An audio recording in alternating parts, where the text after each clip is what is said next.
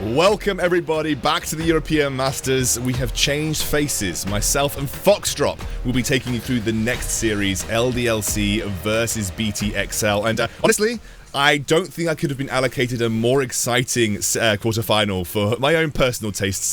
It's France versus the UK. Definitely going to try and not be biased here, Foxy. It's going to be a really, really fun series. But also, I think, given the form of these two teams, it's going to be a really high-quality series as well. We both had the pleasure of casting these guys make it through their playoff runs. Let's start with LDLC. Let's talk about this team, because I think they're a very exciting version of LDLC, and maybe one of the most exciting versions of LDL that we've ever seen in the European Masters.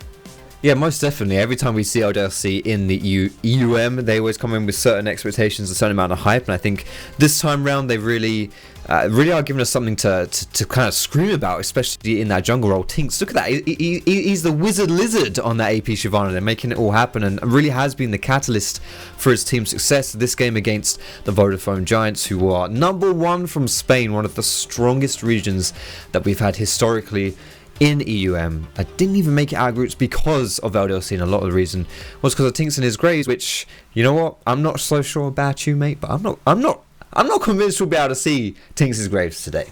I think that one might be on the chopping block, mate. I think that one's going to be thrown into the gutter. I don't think we'll be seeing it unless Taxa gets it on blue side. But I also want to celebrate Hades. I think he's one of the unsung heroes of this team. I think the guy has got a monster performance in the AD carry. But obviously their opposition is XL, a team that in the first week we were ready to count done and dusted, and they made the miracle comeback to qualify out of their groups.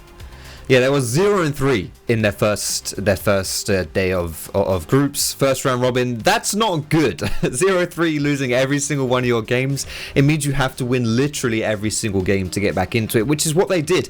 And even in that tiebreaker game against Gamer Legion, again, able to pull out the W. 4-game win streak now for BTXL, which is honestly quite similar to what LDLC have been able to do in their tiebreaker matchups too. So both these teams coming in on hot streaks, and for me, I'm really looking forward to seeing what XL can do, what LDLC can do, because neither of these two organizations have made it out of quarterfinals, so this could be a first for both.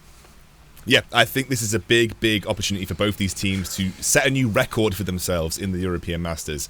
LDLC have constantly come in as one of the most hyped teams every single time. I remember the story meets, I remember the discussion in the community, LDLC potential winners, and then they flunk it. They absolutely just, like, I'm not going to quote Boris Johnson, but they do that, and it's essentially always a no, sorry, I'm seeing Foxy laugh at me, but I'm not going to repeat the sentence that he said. It's always been a disappointment for them, and BTXL, this would be the furthest they've ever made it, so we're guaranteed to have one of these organizations setting a record for themselves in the European Masters after this quarterfinal. We are into Champions Select, and it is going to be the Syndra ban, followed by the Thresh, I guess, targeted directly at kaSing here. Yeah, Thresh and Syndra have both been highly contested picks in the entirety of EU Masters. Junglers as well, surprisingly, have been up there, like with the Trundle, the Gragas earlier on, but also the Graves, which I really do think, we'll be seeing a high priority on that, because TynX is the Graves god, but Taxa has played a lot of Graves too. So yeah, either one of these teams is justified banning it, and absolutely zero shocker right there, seeing it batted away by XL. Actually, the shocker for me is that it's blue side. That's a blue side line of Graves. So they're not even confident giving it to Taxa in this matchup versus TynX. That's interesting to me. That for me is a complete respect ban to the actual superstar on this roster. In fact, Foxy, I remember you giving me a stat that I was thoroughly surprised about. TynX has more gold on average than Bando and Vétheo. The jungler has more of a gold share in LDLC than his solo laners, which is an incredible stat that probably speaks testament to TynX himself. Yeah, the fact that you're even allowed to do that is kind of crazy in itself. Like, holy moly, if Solitude is anything to go by, then goddamn, you get anywhere near the minions of your laners, and they start raging at you big time. So, but yeah, TynX has been able to, with great power comes great responsibility, and he has totally shown up on both of those sides. And yeah, so Graves honestly is like a big reason a big champion like for that kind of playstyle where you're farming up and taking loads of resources. As you say, that's already gone, so we're not going to be seeing that today. And instead, XL on the blue side with their first pick are going to lock in that Sett. It is going to be Sett for Sendo, something that throughout his time in the UKLC he was thoroughly impressive with. And actually, Sendo as a player, I think, has had one of the best first halves of his year that I have seen from him ever. The split of the UKLC, most of us kind of said that we felt it was the best split Sendo has ever had, and he has now continued that performance into the EU Masters. So I'm very, very much excited to see him on a pick like Sett, which is so proactive and has a lot of sort of self-driving, I guess, proactivity in the game. Let's go through the next part of the draft, though. It is going to be the Zoe locked in for LDLC, as well as TynX on his Trundle, which he's been very impressive on. Zoe this early on in the draft, Foxy, I've got severe images burnt into my mind of that last game that Special played on the Zoe where he clapped. He just absolutely clapped on that pick. And I think LDLC taking it away from him before he can get his hands on it. Yeah, Vétheo is very comfortable on Zoe as well. With this game, it will be his most played champion in the EU Masters so far. She's quite a... I don't know if flexible pick is the right way to put it, but she's a relatively safe blind pick as well. But having this LeBlanc as an answer, for me, I'm like, holy crap, yes, this is beautiful. Because I view Zoe and LeBlanc as very champions in the same universe, you know? If you're a good Zoe player, there's a very good chance that you're also competent at LeBlanc and vice versa. And it's a big boom matchup, you know, very explosive. Will come down a lot to jungle ganks and stuff like that, because, you know, Zoe lands a bubble, suddenly LeBlanc is in trouble. LeBlanc lands a chain, Zoe's in trouble, you know. So there's a lot of volatility in that mid lane, and we could see a lot of focus from the junglers in that mid. Well, to add some extra context to that, Foxy, LeBlanc is the second most banned champion against BTXL. What do you think the most banned champion against BTXL is? I have no idea. I'll give you a clue. It's also special targeted.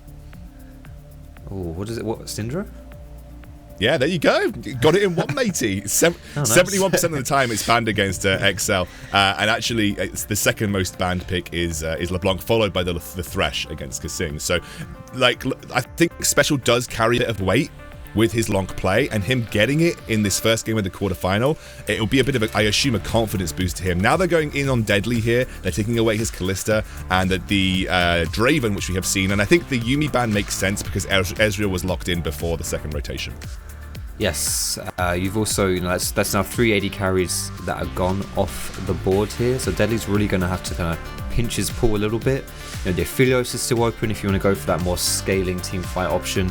We even saw a Tristana when we were playing the tiebreakers come through as well. So definitely a few options still for that AD carry in the bot lane. You have already got strong solo laners set up for XL, so you don't even need to pick something with the intention to play through. It can just be something that you kind of just leave to its own devices, let it farm up, let it scale, let it do its thing. And so, you know, for Deadly, he's going to be happy just with whatever, and it is going to be the Misfortune. We've seen a lot of Misfortune as well in EU Masters. Definitely something that people are defaulting to. Going up against Ezreal Lulu in that bot lane. Yeah, it is going to be the Misfortune which Deadly has played, the second most played AD carry after Varus. So this will be now his third game on Misfortune in the EU Masters. kaSing, we're waiting to see which support he decides to lock in here. He obviously always hovers the... oh my word, it's the Nami. The Nami gets locked in. Is that the first Nami that we're seeing in the European Masters? I think it genuinely might be.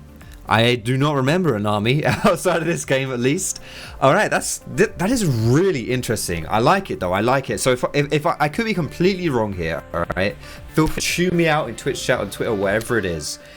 I believe when they changed Nami, they made it so that your spells also applied her E. So so Misfortune's double up should really destroy with that Nami E on. Now again, I could be totally... That, you know, I believe that's the case. Let me know if I'm wrong. But either way, first Nami of the tourney. I'm excited to see this one. she doesn't get to see much competitive play, mate. This is actually quite exciting. For someone that genuinely, in Season 7, my most played was Nami, I'm quite excited. I'm actually quite excited to see Nami on the competitive stage. Now, look, compositions have been locked in here. BTXL have got theirs. LDLC have got theirs. Foxy, give me a little rundown. What do you think of them? Yeah, I like the fact that LDLC went with an Enchanter support, and in return, XL were all like, yeah, sure, we'll do that too. And and it's just Nami, because why not Nami? You know, it's one of those things you don't, kind of goes undervalued a little bit, is the effect that range and kind of spell casting supports have on a lane, and the amount of pressure they can put down, the priority they can create. It's something where if you're playing into a melee support, you can really just kind of go crazy and have a brilliant time. And so when you're seeing a lot of melee supports in the meta, you know, if you know, Thresh, if you kind of count him, like Time Kench, Braum, you're seeing so many. And nowadays, if you can answer with another of your range supports, I think this is actually making pretty much across the board, across the entire map right now, so many options for both of these junglers to make plays happen in the early game that we could just have a really, really explosive game. Now, before we get far into the Foxy, I kind of want to do a little bit of a history talk here. Okay. kaSing, I'm not going to say what kaSing's name used to be, because I probably couldn't get away with it on air. But kaSing used to have a name, right? He didn't used to be called kaSing. He used to have a name. And for those of you that know kaSing and known his history, you might understand what that was. Do you know which player kaSing used to be named after? Yes, I mean, I can pretty much... I believe he might be in this game, in fact. In fact, kaSing used to be named after YellOwStaR. In another way, another variant, I'm not going to go into it, but that is really interesting to me, that we have a player who's been around for so long as kaSing, and he is now playing up against a guy who he actually named himself after. This has got to be a very interesting matchup for him. Almost surreal, I imagine, that he's actually now playing professionally versus the guy that he actually had his old namesake for, which I find super cool. That's really cool, and I think, you know, it's not even the only one in this game, because TynX, obviously, with that stat you shared earlier on, must be named after TynX too. But we're going to get the early game started off here. So much poke going down in this bot side, exactly as kind of you're expecting from this like double range matchup. You got some like heals coming through from Nami, which means that she's going to be very open to taking those engagements and that harassment. Just trying to get that early level 2. There it is. You got level 2 first. Ooh, level 2 back. What's going to happen here? Oh, I wanted to see the double up. He failed the double up. No. But still, a lot of action back and forth there, bot lane. It's always very mechanically intensive, although you can see TynX. This is classic TynX, although Taxa, he's not afraid of this little engage. Got a little careful here. Leasing can be scary. Special comes in. Nice little pillar onto TynX. Forces the flash, but the chains will land, and now he constantly more moves forward onto TynX, putting pressure down. Vétheo forced the flash too. And that was definitely a punishment of the over-aggression that TynX has been showing over his last few games. Yeah, well, TynX with that really fast level 3 clearing his whole bot side, meant that he could go for that invade and actually catch Taxa, who had wasted a little bit of time, well, not really wasted, but spent time on travelling there from his topside jungle to his red buff. Would have worked in the 1v1, but as you say, Sendo putting a lot of pain down here on that set pick as well. That's something. I said it. You got so many lanes where things are happening. Blimey, how are we even meant to keep up in this game? Well, actually, something that I wanted to talk about was the strength of BTXL solo inners, especially how much Sendo has stepped up, and obviously how strong we know Sendo is in general. You know, going up into a matchup versus Bando, Bando has had some question marks raised above his head. You know, Bando has potentially been one of the more criticized players from LDLC. I think he had an excellent performance in their tiebreaker situation over the weekend. But you know, this is a chance for Sendo to really strut his stuff and show, you know, what a kind of top laner he's become. TynX again, very far into the enemy jungle with no flash. This might be a mistake from TynX. Special coming in now. Taxa doing his best, and Taxa, as well as, wait a second, first blood goes over to TynX. Where did that even come from? I was completely confused. He gets the kill onto Taxa, but Sendo returns. Yeah, there were assists on that kill as well, so a little bit of an advantage for EXO. The Bando are going to get a cheeky trade in here, so that's actually going to be really big. If you look at that mini wave top, that's pushing into LDLC. LDLC might be able to... No, tell a lie, it's not doing that. It's the opposite. The mini-map has lied to me. I feel betrayed. But either way, you know, Tax getting that first blood, that's the power Trundle. You know, he's such an aggressive jungler that you are able to just go in mano a mano and really bully out in that early game, something that TynX has been so good at doing in this EU Masters, and showing it right there with that first blood. he's not done. Look at him. He's going in on special here as Vétheo looking for the aggressive play. Might be able to get a significant amount of damage down here as the ignite straight up there. Special will back off. I think he will survive. Ooh. Yeah, just about. Wait a second, Sendo had to flash on the top side of the map. There is quite literally action all over the map here, Foxy. It is impossible to keep up with. These guys are chomping at the bit in this first game. There is no love lost between LDLC and BTXL so far. Absolutely, a cheeky nibble here and there. What other start could you imagine for the UK versus France? Honestly, like the last time these two met in the playoffs was in 2018 spring. It was XL, funnily enough, versus Gamers Origin, who were the #1 French seed. Gamers Origin, spoiler alert, if you haven't caught up on the EU Masters from 2 years ago, they did win that series 2-0. And their jungler was TynX. TynX is no stranger to knocking out the UK team in playoffs, but obviously TynX is no stranger. Yeah, he's hoping for XL are hoping for a bit of a different result this time round. No stranger to beating XL. So XL even have history going against them in this particular matchup, as TynX does already have that XL scalp in a quarterfinal matchup. And actually, I want to observe TynX's play a bit more. He has been. He's been in Tax's jungle more than his bloody own in this first 6 minutes of the game. I don't think I've seen another jungler in the European Masters do that.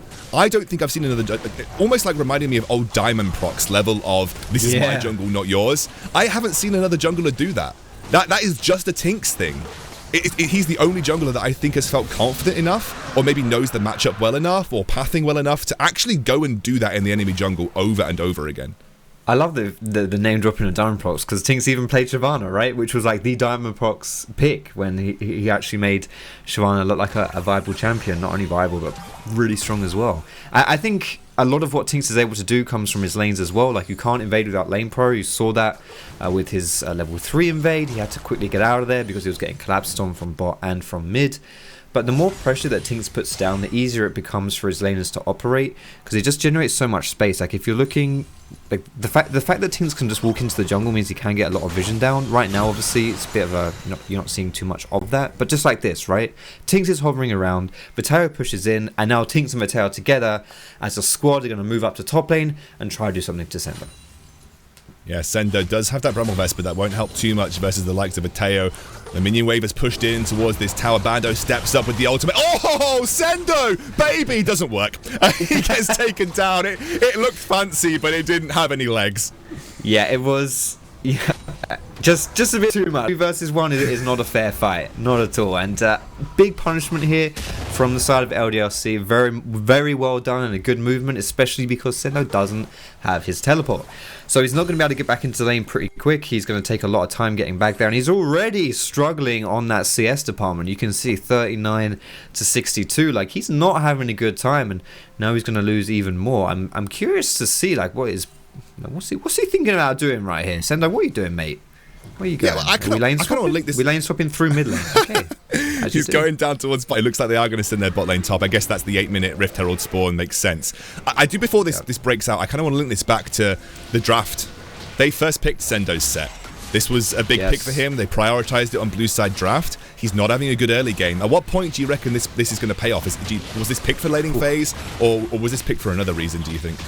I really think Sett is picked for all phases of the game. Like, Sett is an incredible champion right now, and he can definitely put the pain on in that lane phase. But even as the game goes on, I think he'll be able to match up into Renekton quite well. I think they're two relatively similar champions as far as what they want to do and what they want to achieve in a game. And so it really does come down to, like, who can get the advantage right now. We're obviously seeing Renekton with that, which can be a little bit scary for Sett, but hopefully moves like this lane swap and maybe a bit of love-in a bit later on can get him back into the game. And I think as Sett goes on, maybe he has like a bit more of a scaling advantage, a bit more useful in team fights as well compared to Renekton. Well, whilst we were lovingly fawning over Sett, actually XL did sneak the Rift Herald away, pretty much uncontested by LDLC. So they take up that neutral objective. TynX heading up towards the top lane. No, Deadly, I mean, this is not the time to go aggressive, my dude. Here comes Trundle. Deadly's just going to give up his life. He knows that he's done. TynX will take that kill, and kaSing will leave his buddy to die.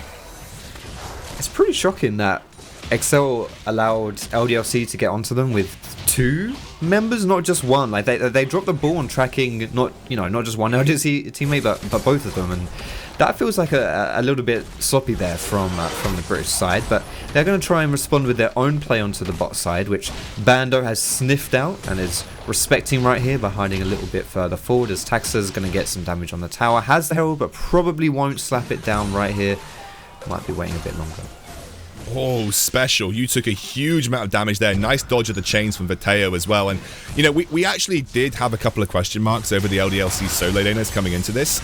And to be completely frank with you, I think both Bando and Vétheo have approached this early game of the first match of this quarterfinal incredibly well. I think Bando has had his head screwed on, hasn't made any crazy plays, played his part in the tower dive, and I genuinely think Vétheo has looked pretty impressive matching up against one of Special's best champions. LDLC, it's not just TynX, although TynX is 3-1 right now, definitely he's driving this. The whole team looks to be on the same level at this point in time, and this is a roster that has constantly been touted as a favourite. Maybe, just maybe, Foxdrop, this is the version of the roster that will live up to that. Yeah, the expectations finally being met. We're only 10 minutes into the first game, mind you, but still, as far as it goes, I totally agree with you. Like when you're coming in and prepping versus LDLC, you know, Vétheo, but both Vétheo and Bando honestly have been things that you could potentially exploit. They've looked a little bit maybe like shaky or just not quite in sync with the rest of their team, but as far as we go with this game, like really solid start for them. But LDLC, they're going to collapse on this. There's a TP coming up behind them. Here comes Bando. Oh, Bando pops the ultimate already. kaSing does have that ultimate this time round. Will use it immediately. Ooh, nice flash from Bando, but the kick is there for Taxa. Can kaSing escape this? No, he cannot. That was a good TP response from Bando, and again nullifies a situation where XL could have found an advantage. They're on the same page this game, it's Scoundrel, mate, and that's what you're looking for if you are a fan of the French region, because that is how you win League of Legends games. And a good thing about this play as well for the French side is they don't get punished on the bot side too much either. Like, yes, Sett's going to get a few plates, that's nice, but that dragon did spawn too, and no one's going to be able to take that away. And ooh, okay, answering with their own TP play. Oh, the Sonic Wave does miss though. Sendo might not be able to get into position here. Deadly chasing him down. Ultimate there. Oof. Sendo picks up the kill. And now they are trading Dragon, but XL might actually get the first turret on that top side of the map. Yeah, unlike that play from LDLC when they TP top, there is now a Dragon being taken in response here for LDLC, and that's going to be turning the Rift into the fiery domain of the Infernal Dragon, which is pretty powerful, honestly, as far as Dragon Souls go, considering LDLC already have 2 of those dragons. So, you know, we're always talking about the kind of the soul point being a big win condition for teams in EU Masters. If that trend is going to continue, then, you know, LDLC are off to a pretty good start for that.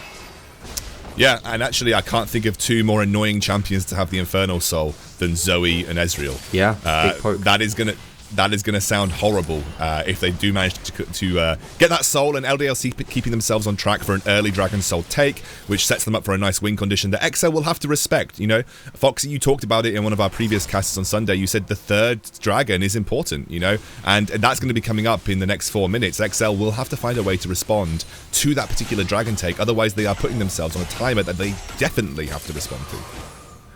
So the problem as well with XL in trying to do that is, like, if you're looking at the 2 team comps, you've got obvious poke coming through from LDLC. You've got an Ezreal, you've got a Zoe. They're probably the 2 biggest poke champions in their respective roles.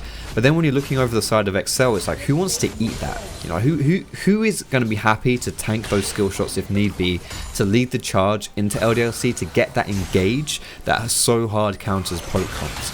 And really, when you're looking across the board, the tankiest member on XL is Sett, who, might I add, is building a Blade of the Ruin King, which is fine because that's what he needs to do, but that's not very tanky. You know, you've got a Nami in your support as well.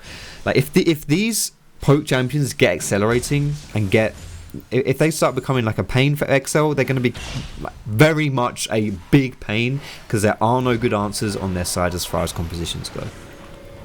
Well, we're heading up to roughly the 15-minute mark. Let's take a quick look at where we are in terms of item spikes, in terms of gold. LDLC having a slight lead both teams having taken a tower apiece, but LDLC have generated themselves about a 1,000 gold lead. But item spikes are being completed on either side. Like you said, we're close to the Blade of the Ranking for Sendo. Luden's has been finished up by Special. Any team that you think really should be looking to utilize this and try and forge a kind of advantage over the next 10 minutes? I'm thinking, honestly, at this point, so LeBlanc and Zoe have very similar item spikes, and it's pretty much just that Luden's Echo, which they both have right now.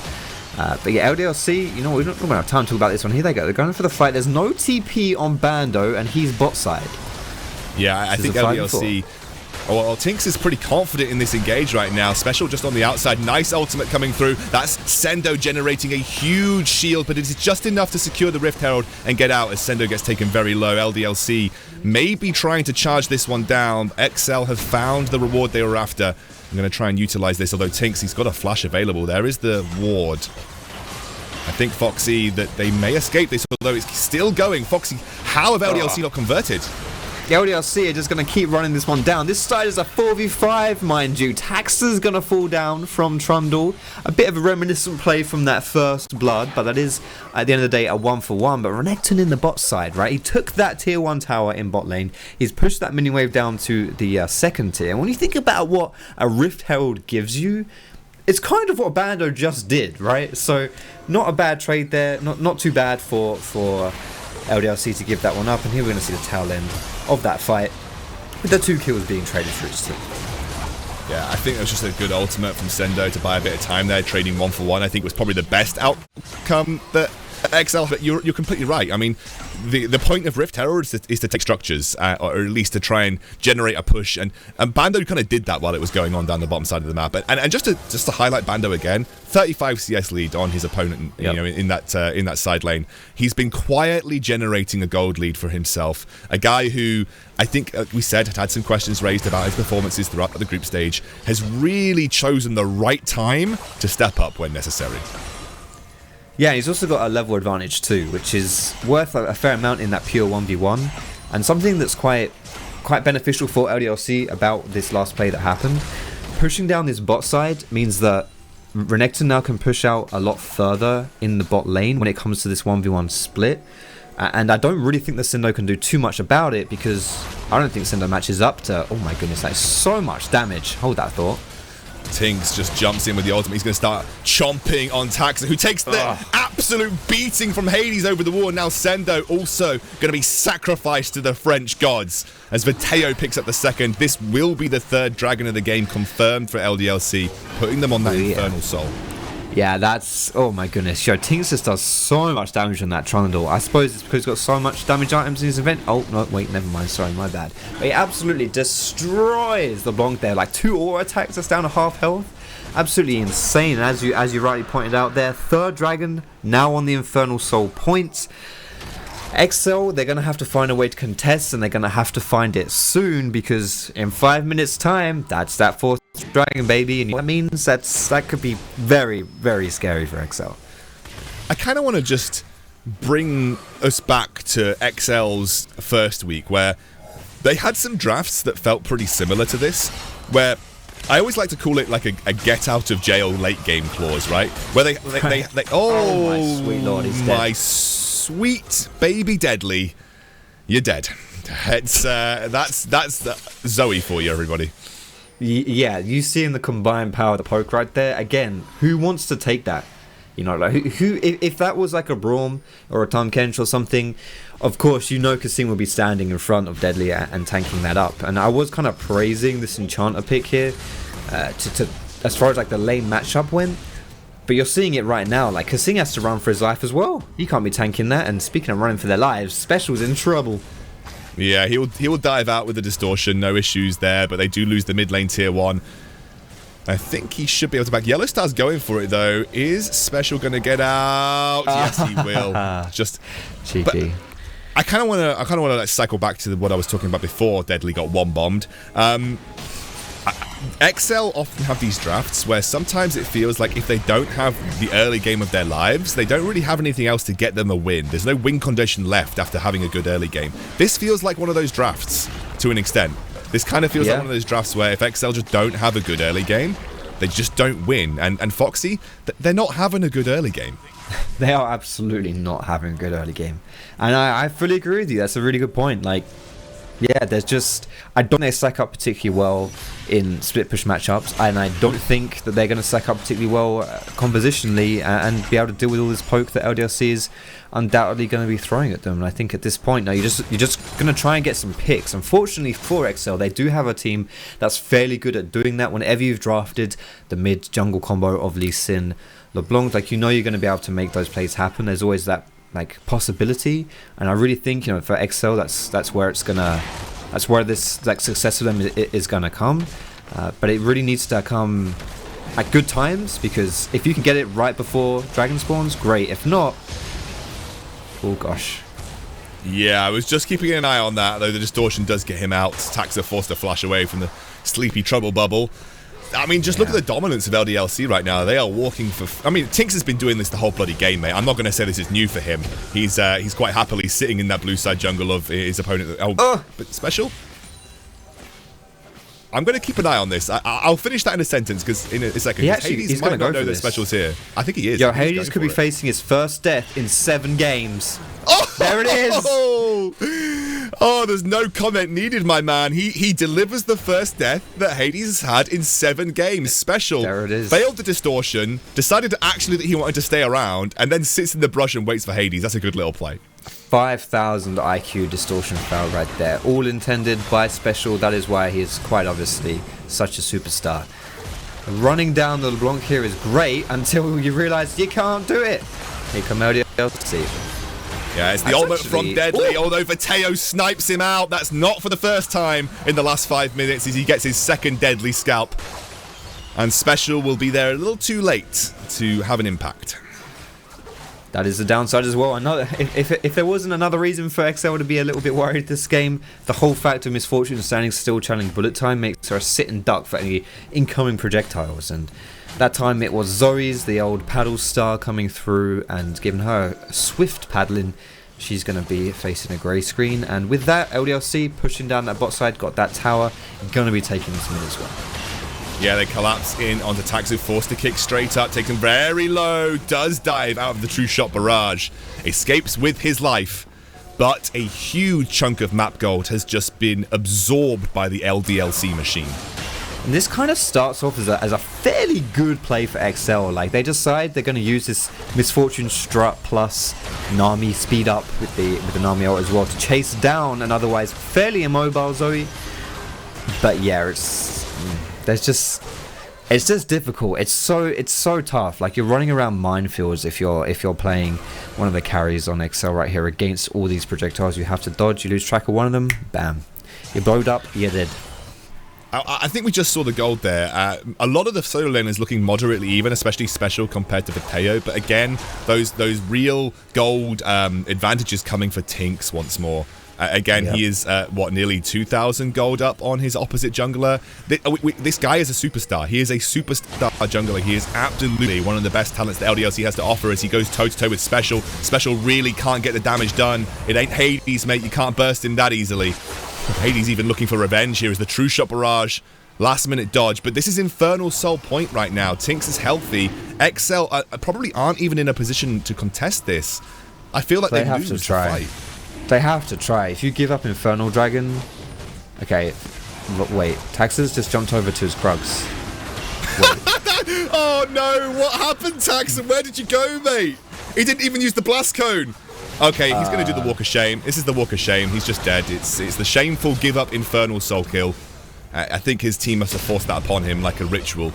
And he unfortunately gives up his life as well as the Infernal Soul. Yeah, that unfortunate is a very good word for that. But the fact that he died means that they're looking for it. They're looking for the old big purple worm in the top side of the map here. So if BTXL weren't able to contest an Infernal Dragon with 5 people, what are they going to do now that they're only 4 against the Baron? They haven't even got the bullet time either, and that is going to be a huge issue. I mean, maybe they're going for the mid lane tier 1 here, Deadly, just saying, well, I'm going to get something out of this situation. Special wrapping round, maybe looking for a surprise steal as he just gets beaten back. There's the Nami ultimate. Sendo coming in. Special just dies to Hades. They're going to turn straight onto Sendo, who's now the next player to be guillotined down by LDLC. and they'll get the Baron to boot too. Oh, what a dominating first game we're seeing here from the number 2 French seed, LDLC. Really just a huge clear putting on to BTXL right now. And it all started from the early game. We saw these two comps, you know, there was so much potential action coming out of them in the draft. And we certainly have not been starved of any of that as we look into this game. And this Baron play especially here, that was just one big... Yeah, you get poked out on the LeBlanc, bam, 40% health, one more auto attack, you're donezo. BTXL just have nothing to answer the strength of this LDLC comp. They're far too squishy, and I don't know what they can do anymore to stop this LDLC team that's just on a tear. So I've got to bring us back, you know, first pick, Sett, hasn't really maybe had the impact that you would have wanted, and there are no late game get out clauses for XL in this composition whatsoever. And this is, I think, a criticism that I had of them over the course of the first week of the European Masters. Is this a draft issue for XL? Do they need to go back to the drawing board and say, okay, look, our early game, especially versus the aggression of TynX, just isn't good enough. We need to find another way to win versus LDLC, although they are pushing down. Oh my word, Hades. Easy as you like, mate. Taking another head. And it's going to be the inhibitor in the bot side of the map here. Yeah, not just that inhib either. Look at all that poke coming down, man. This is so painful. How do you deal with this? You got baroned up minions. You got a really strong squad. The champions rolling down into your base as well. Oh, blimey. I think this is looking like it could be the end here. Just huge damage coming down. That kick ain't going to be good enough. TynX is too tanky. And they're going to go for the Nexus turrets. LDLC looking to make a mark in this first iteration of Waterloo. LDLC, they will get a win in the first game of this series. Easy enough, 26 minutes, and XL, no way to respond. That was such an impressive game for LDLC though, like holy moly. I mean, looking at LDLC in the group stages, in the first week of their round robin, they went 2-1 and they were looking fairly decent, but it was still like, you know, I'm not really convinced, I'm really 100% sure like what's going on here. You know, in the second round robin, obviously they made it into you know, top of their group, and I'm just thinking at this point it's like, actually maybe LDLC are just really bloody good.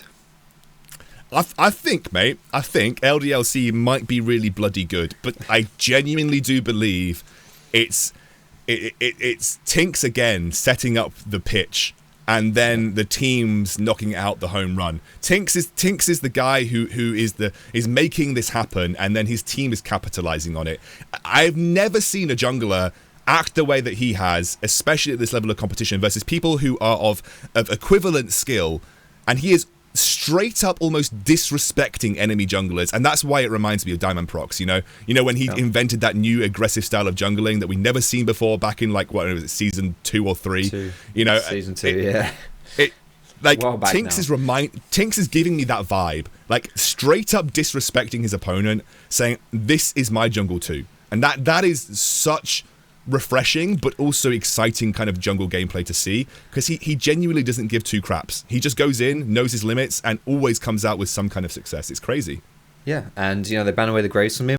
I'm curious to see if TXL decides to ban away the Trundle as well, and you know, try and get a better jungle matchup, but this man looks unstoppable. He does indeed. We're going to go to a quick break. When we're back, we will analyze that game a little further. We'll see you then.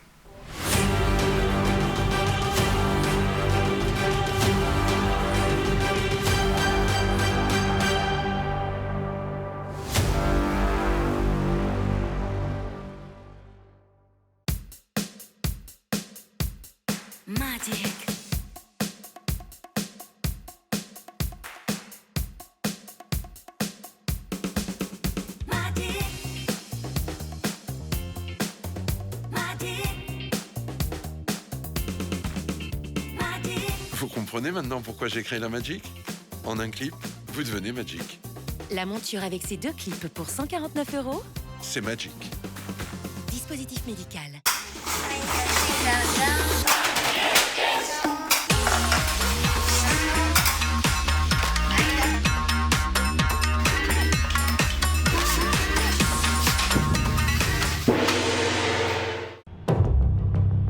This is my creed. The boots that make me faster. The items that make me stronger.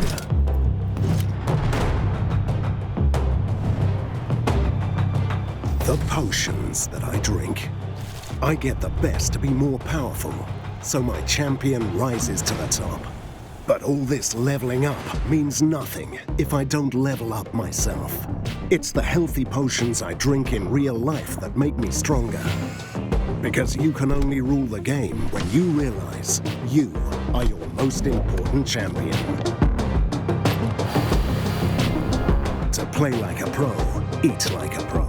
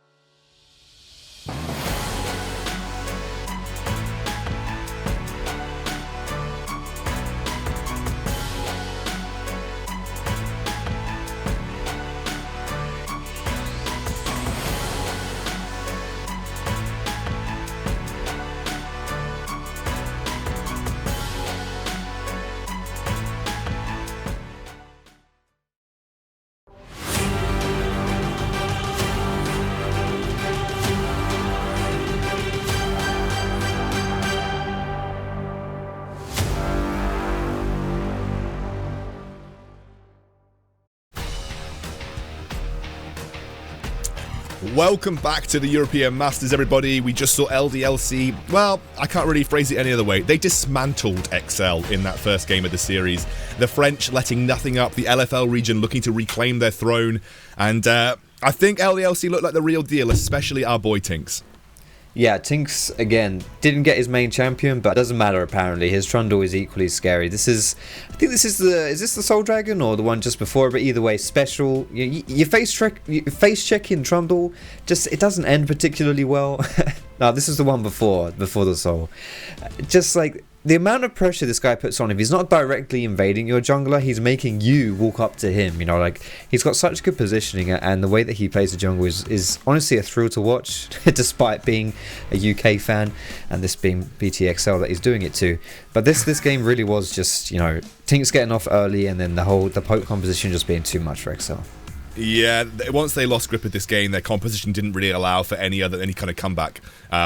It was not a comp that functions very well from behind. I think anybody that plays Lee Sin or LeBlanc, even to an extent Misfortune, will know that if you're behind, it feels pretty bad because you can't really do your job properly.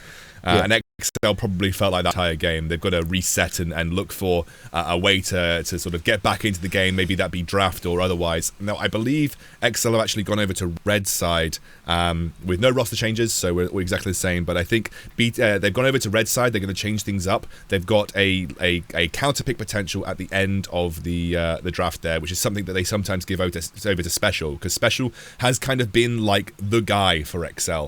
Deadly does absorb resources. He's a very good AD carry, but when it comes to clutch moments, Special's kind of been the guy, right? He's the mid laner that XL have kind of relied on, the guy who's stepped up. I specifically remember that game where he carried on Zoe to actually get them the quarterfinal appearance. So maybe this draft is going to favour them a bit more. Maybe they'll have a bit more flexibility in what they want to do. Yeah, I feel like they got a pretty good matchup for Special even in that game one. So not to undermine everything you've just said, obviously I agree with you. Special is the guy for XL, most definitely. But, you know, I'm worried. I still think you got to put way more attention to TynX in the draft. Like, sometimes we've seen Leader eat 5 bans in the past, and I don't know if you have to throw 5 out at a jungler. But I don't want to see Graves or Trundle, honestly. And I think once you get rid of those two, who can really do the same style? Like, who has the same style of play? I think honestly, you're kind of struggling there to like pull champions out.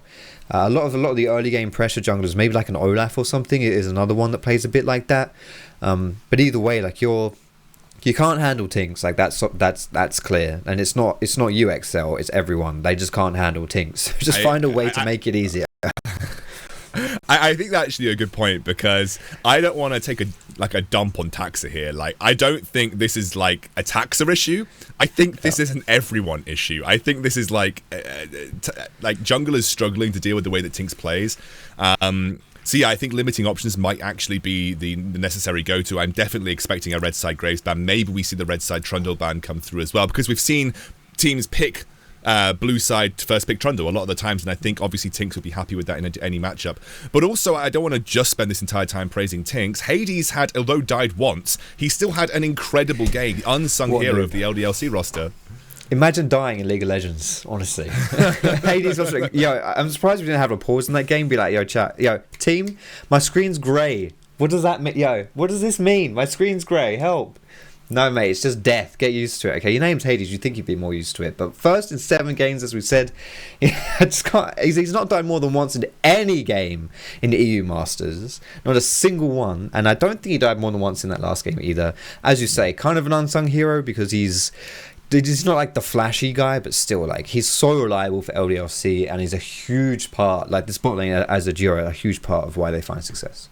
Yeah, like I'm glad you mentioned the duo, because probably the name that most people are going to be drawn to on LDLC is YellOwStaR, the guy who has got, he got 3 or 4 European titles to his name, world level experience. Most people think he's like a grandpa of European League of Legends. Turns out that age isn't a barrier for like YellOwStaR. The guy has still got it. They're still able to compete at one of the highest levels in European League of Legends. Let's not discount as well as the fact that he used to be the coach. He's bringing a coach brain into game in that commanding role of the support level, and this is obviously really positive for LDLC when it's going right. They seem to just put their foot in the right place every single time. Yeah, I think this last game especially was where LDLC looked like the most threatening version of the LDLC that we've seen in EU Masters, because they were kind of firing on all fronts. It was working for them, like it does everywhere around the map. And I think before, yeah, you can put like spotlights on TynX, on Hades and YellOwStaR, as you said, but I really think Vétheo and Bando as well in this game were massively outclassing Sendo, and well, I think it's a bit harsh to say outclassing Special. There wasn't a huge amount he could do, but you know what I mean. Like, there was still just big benefits to their team, and a team that's as well-rounded as that, where you have threats in literally every position. That is terrifying. It absolutely is. Now, we are going to head to our second game after a short break. When we're back, we'll dive into Champion to select to see whether LDLC can close it out or if XL can fight back.